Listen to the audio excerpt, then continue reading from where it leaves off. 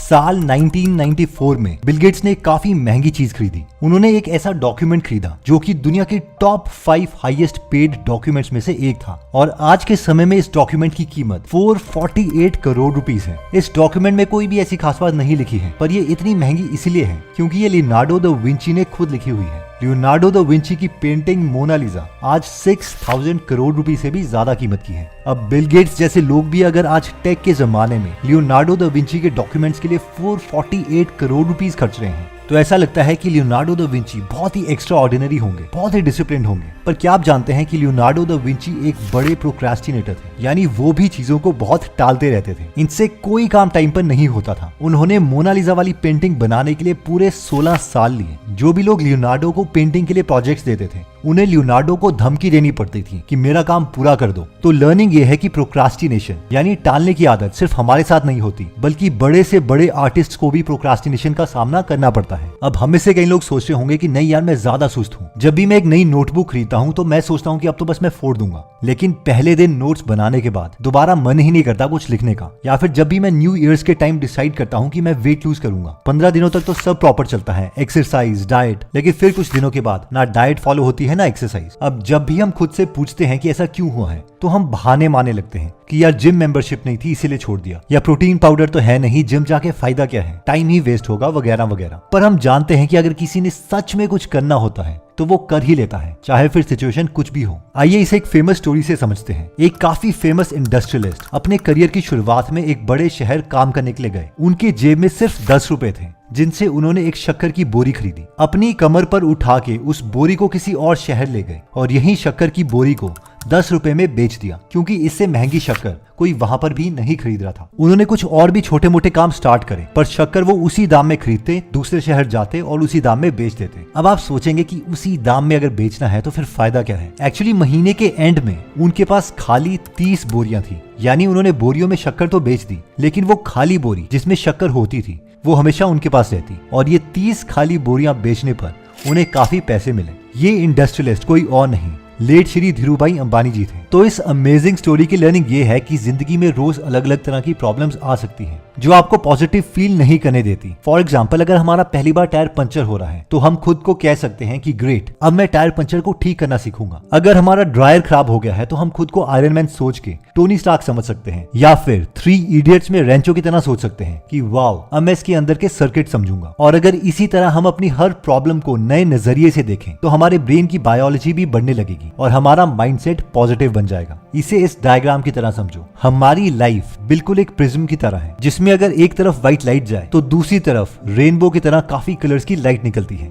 जब हमारी सोच पॉजिटिव होगी और हम प्रॉब्लम्स को अपॉर्चुनिटी की तरह देखेंगे तो उसका आउटपुट ये होगा कि हमारी ब्रेन की बायोलॉजी बदल जाएगी और हम हमेशा पॉजिटिव सोचने लगेंगे। अब हम में से कई लोग बोल सकते हैं कि हमारी प्रॉब्लम्स तो बड़ी हैं। हाँ, हो सकता है कि आपकी प्रॉब्लम्स इससे बड़ी हो, आपका रिलेशनशिप में ब्रेकअप हो गया हो, या फिर अनफॉर्चुनेटली हमारी फैमिली में किसी की डेथ हो गई हो। अब ऑब्वियसली हम इन सिचुएशंस को बदल नहीं सकते क्योंकि इन सिचुएशंस में हमारा कोई कंट्रोल नहीं है, लेकिन हमें इन सिचुएशंस में रिएक्ट कैसे करना है वो हमारे हाथ में ही है। आइए इसे एक रियल लाइफ एग्जांपल से समझते हैं। इमेजिन कीजिए कि आप एक अनजान देश में एयरपोर्ट पर हैं और घर जाने को निकलना चाहते हैं, लेकिन आपका पासपोर्ट अचानक गायब हो जाता है और आपको वापस जाने की परमिशन नहीं है। बिल्कुल ऐसा ही हुआ मेहरान करीमी के साथ, जो फ्रांस के एक एयरपोर्ट पर टर्मिनल 1 पर 18 साल रहे। 18 साल मेहरान एक ईरानी रिफ्यूजी थे और उनका कहना है कि उन्हें ब्रिटिश पासपोर्ट दिया गया था। फ्रांस में उनकी एंट्री इलीगल थी, इसलिए उन्हें गिरफ्तार नहीं किया गया, लेकिन क्योंकि उनके पास पासपोर्ट नहीं था इसलिए उन्हें फ्रांस में भी घूमने की परमिशन नहीं थी और उनका कोई देश भी नहीं था जहां वो वापस जा सकते। इस वजह से उन्हें टर्मिनल 1 पर 18 साल गुजारने पड़े। कोई और उनकी जगह होता तो एकदम पागल हो जाता, पर उन्होंने इतनी खराब सिचुएशन का भी फायदा उठाया। वो अपने फ्री टाइम में इकोनॉमिक्स की किताबें पढ़ते। 2004 में उनकी बुक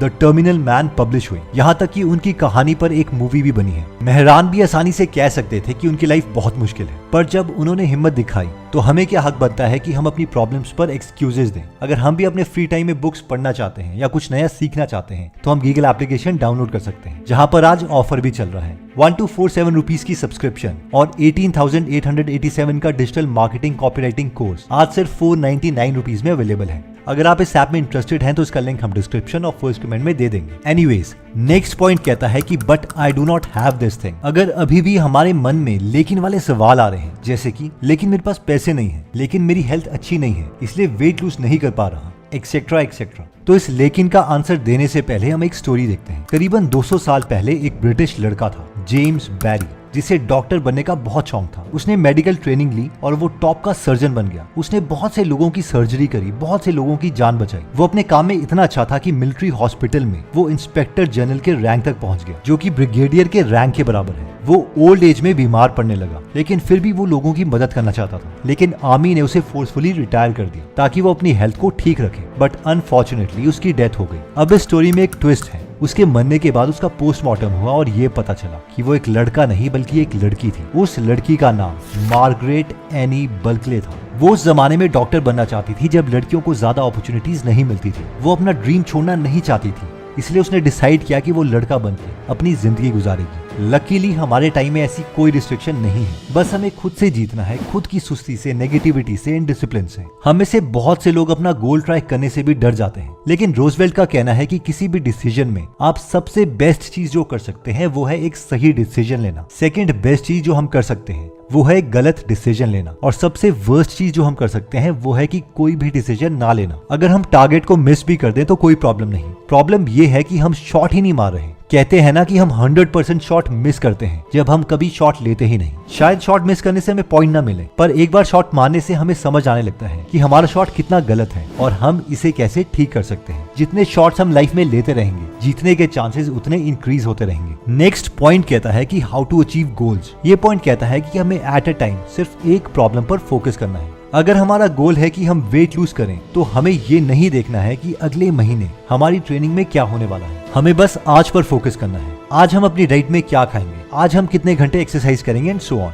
आइए इसे एक एग्जाम्पल से समझते हैं। कैरली हंगेरियन आर्मी में एक टॉप पिस्टल शूटर थे। पूरी हंगेरियन आर्मी को यकीन था कि जिस दिन ये ओलंपिक्स में आएंगे ये जरूर जीतेंगे। लेकिन एक दिन ट्रेनिंग के दौरान उनके हाथ में ग्रेनेड फट गया, जिसकी वजह से उनका राइट हैंड चला गया। उनका सपना था कि वो ओलंपिक्स में एक गोल्ड मेडल जीत के दिखाएं। कुछ महीने वो कहाँ थे और क्या कर रहे थे किसी को नहीं पता था। उसके बाद वो एक दिन अचानक चैंपियनशिप के वेन्यू पर दिखे, जहाँ बाकी शूटर्स ने उन्हें देखा और अफसोस जाहिर करने लगे। आई एम सॉरी कैरली, तुम बहुत अच्छे शूटर थे। हम जानते हैं कि तुम ओलंपिक्स जीत सकते थे, कोई बात नहीं, लेकिन तुम हमारे साथ यहाँ पर बैठो और बाकी शूटर्स को शूट करते हुए देखो और उन्हें अप्रिशिएट करो। कैरली ने उनसे कहा कि वो उन्हें देखने नहीं आए हैं बल्कि कम्पीट करने आए हैं, और इस डायलॉग को सुनते ही वो सब चौंक गए। इस पूरे प्रोसेस के दौरान उन्होंने अपने लेफ्ट हैंड से ट्रेनिंग शुरू की थी और आगे जाकर उन्होंने ओलंपिक गोल्ड मेडल भी जीता। इन शॉर्ट, अगर हम चाहें तो किसी भी सिचुएशन में हम अपने गोल्स अचीव कर सकते हैं। स्टार्ट तो वहीं से करना पड़ेगा जो हमारे पास है। आइए इसे एक और एग्जांपल से समझते हैं। हमने आर्नोल्ड का नाम तो सुना ही होगा। हमने उन्हें कमांडो या टर्मिनेटर जैसी मूवीज में देखा है। आर्नोल्ड ऑस्ट्रिया में पैदा हुए थे और उनका सपना था कि वो अमेरिका जाएं और मूवीज में एक्टिंग करें। ये आज की बात नहीं है, ये काफी पुरानी बात है। ये वो टाइम है जब घरों में टीवी नहीं हुआ करता था। आर्नोल्ड ने अमेरिका के बारे में सिर्फ मूवीज में सुना था और फोटोज में देखा था। आसपास वाले लोग कोई भी उनके सपनों में यकीन नहीं करते थे, पर अगर वो भी यकीन नहीं करते तो क्या होता? अगर वो मान गए होते तो वो कभी भी अमेरिका नहीं आते, वो कभी भी कोशिश नहीं करते और उनका एक्टर बनने का सपना कभी पूरा नहीं होता और ना ही वो कैलिफोर्निया के गवर्नर बनते। ये सब कुछ एक ऐसे लड़के ने कर दिखाया जो ऐसे देश से आया था जहाँ लोग अमेरिका को एक सपना समझते थे। अगर उसने भी अपने सपनों को सिर्फ सपनों की तरह देखा होता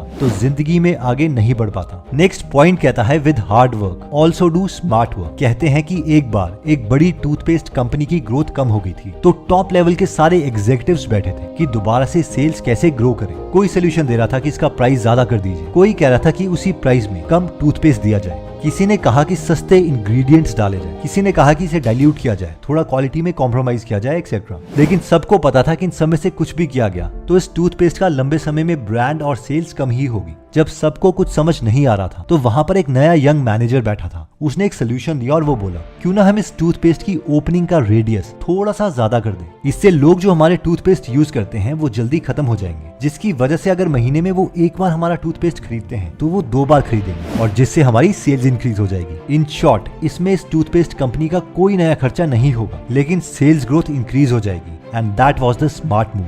इन शॉर्ट, अगर लेट से हम 4 दीवारी में बंद हैं और हमें इस 4 दीवारी से बाहर निकलना है तो सामने दिख रही दीवार पर हमें मुक्के नहीं मारने और ऐसा नहीं करना कि हमारे हाथ से खून निकलने लग जाए, बल्कि हमें हैमर को इस तरीके से इस्तेमाल करना है कि आराम आराम से दीवार में एक होल हो जाए और फिर धीरे धीरे हम इस होल को बड़ा करते रहेंगे और हम उसके पार चले जाएंगे। आई होप ये वीडियो आपको बहुत अच्छी लगी होगी। और हाँ, गीगल एप्लीकेशन का लिंक हमने डिस्क्रिप्शन और फर्स्ट कमेंट में दिया हुआ है, तो आप चाहें तो उससे आज 499 रुपीज में साल की सब्सक्रिप्शन और डिजिटल मार्केटिंग कॉपीराइटिंग का कोर्स ले